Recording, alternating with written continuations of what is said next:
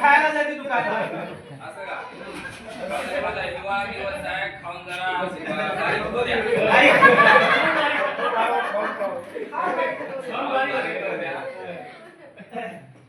तर पहा, आज आपला नवा दिवस आणि नव्या पाठाला आपण सुरुवात करणार आहोत. आता माझ्या माहितीनुसार आज आपण तुम्हा सगळ्यांना काय आवडते किंवा तुमचं विशेष गुण काय, आपण मागच्या पाठामध्ये आपल्या सर्वांचा परिचय करून घेतला होता एका वेगळ्या खेळाच्या उपक्रमातून आणि त्यामध्ये तुम्ही तुमचं विशेष गुण सांगितलं होतं. त्यामध्ये या पाठामध्ये तुम्हाला काय आवडते याबद्दल मी तुम्हाला विचारणार आहे, ते तुम्ही सगळ्यांनी सांगायचं आहे. मला तुला काय आवडते रे? जिलेबी. खेळणे आवडते. हा, आता मी थोडं तुला हे शब्द वापरत नाही. तुम्हाला काय आवडते? सामूहिक खेळ. तुम्हाला? मला बासरी वाजवायला आवडते सर. बासरी वाजवायला आवडते का? वाजवता येते? वाजवता येते थोडं. हा, तुम्हाला? मला हे वाजवायला ऐकावं.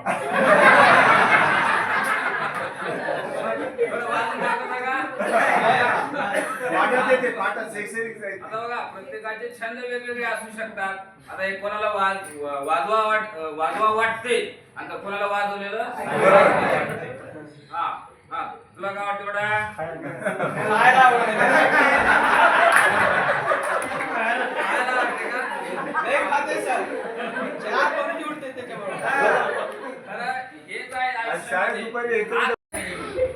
खेळून खाण्यापेक्षा खाऊन खेळायचं. पहिला छंद खाणे आणि दुसरा छंद खेळणे. खाऊन खेळणे का खेळून खाणे?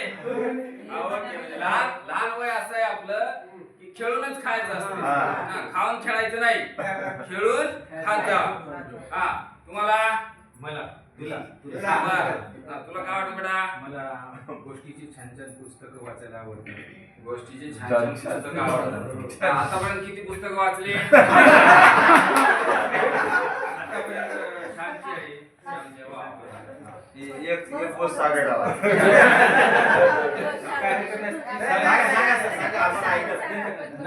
काय होते आता याला वाचन आवडते आणि त्यातल्या त्यात वाचन हे कसं साहित्यामध्ये वेगवेगळे प्रकार आहेत आणि यांना वाचायला आवडते ते म्हणजे गोष्टीची पुस्तकं. आणि त्यामध्ये गोष्टीच्या माध्यमातून तुम्ही जर आपल्याकडे मन आहे वाचाल तर वाचा, म्हणून याला वाचायला आवडते. खूप चांगली गोष्ट आहे आणि जे वाचलेत ते खूप पुढे गेलेले आहेत. म्हणून सगळ्यांनी यांचा छंद जरी तुम्हाला कोणाला नसेल तरी तो जोपासावा. हा, तुम्हाला काय आवडते? संगीताची आवड आहे, भक्तिगीत म्हणायची आवड आहे, का ऐकायची? ऐकायची आवड आहे का म्हणायची आवड आहे? म्हणायची. हा, तुम्हाला? हा, काय आवडते?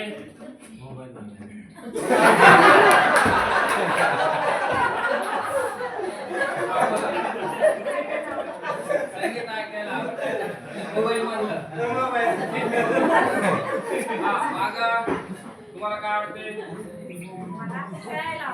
खेळायला आवडते. कोणते खेळ खेळता? लंगडी. एकटेच का सामूहिक? मग तुम्हाला काय आवडते? शिक्षकाने सांगितलेल्या गोष्टी ऐकायला आवडतात.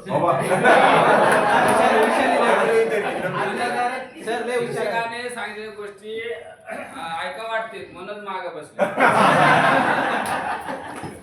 अशा प्रकारे आपल्या वर्गामध्ये अनेक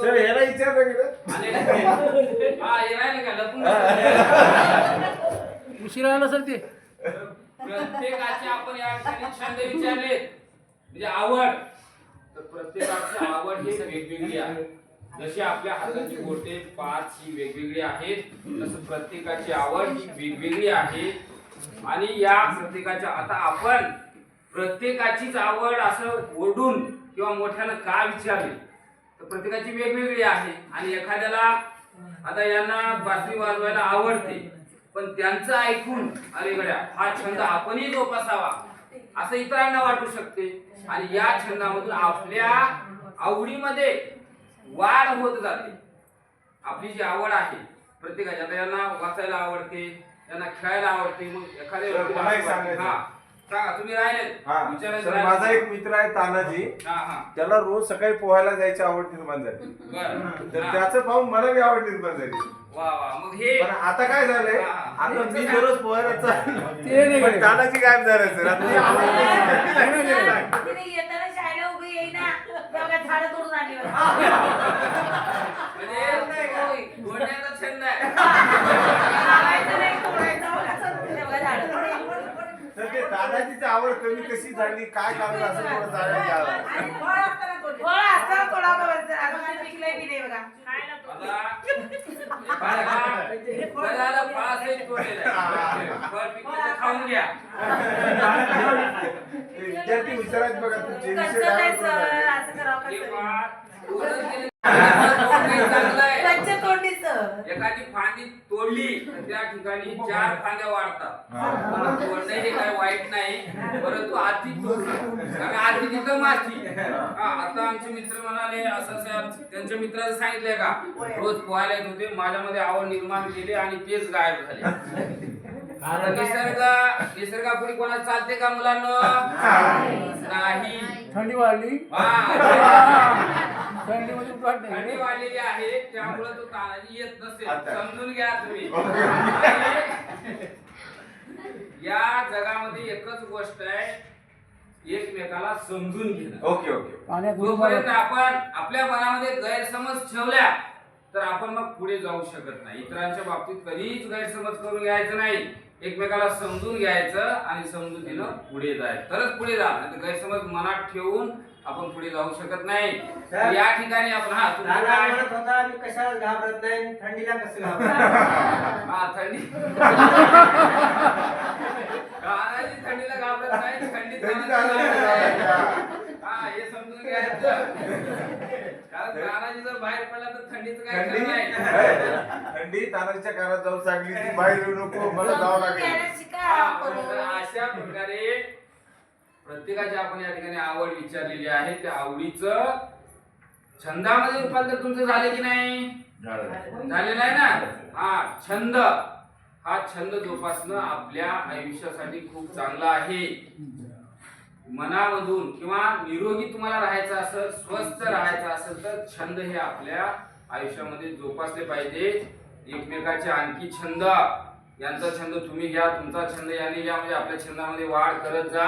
खायचं यापुढे आपण आज जो शिकणार आहोत प्रश्न सर आतापर्यंत छंद, हा पाठ शिकणार आहोत आपण आज.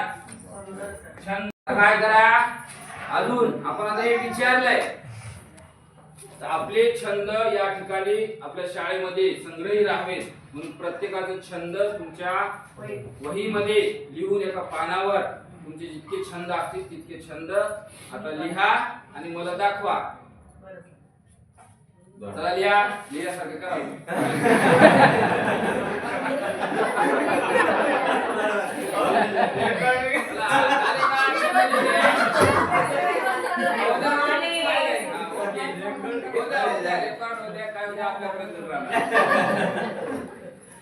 छंद लिहिल्याच्या नंतर तुम्ही काय करा, हा चल मंडळ जमा कर सगळ्याचे.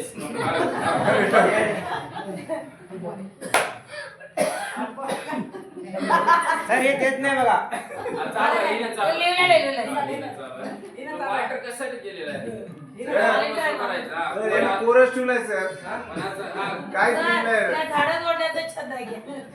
काहीच लिहिलं नाही सर सर. सर छंदच आहे ते, कोरा. काहीच लिहायचं नाही. कोरा जीवन, कोरा कागद, कोरा नाही जात. हे सकाळपासून झाडं दाखवत काहीच नाही.